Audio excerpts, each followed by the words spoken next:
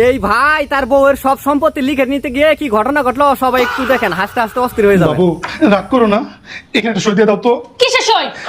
এটা আমাদের বাচ্চার স্কুলের অ্যাডমিশন ফর্ম, সই দিয়ে দাও একটা। শোনা, এই তুই শুনবি? সারা জীবন আমি তোর কাছ থেকে শুনছি, আজকের পর থেকে তুই শুনবি। তোর যত সয় সম্পত্তি বাড়ি গাড়ি আমি সব লিখে নিছি।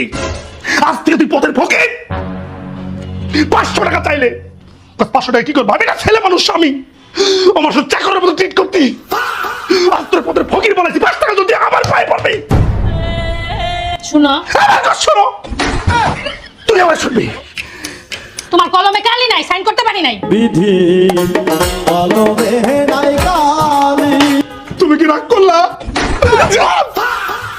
আমি তোর সাথে প্র্যাঙ্ক করছি, প্রমিস প্র্যাঙ্ক করছি। এটা কিছু না, মাফ করে দাও।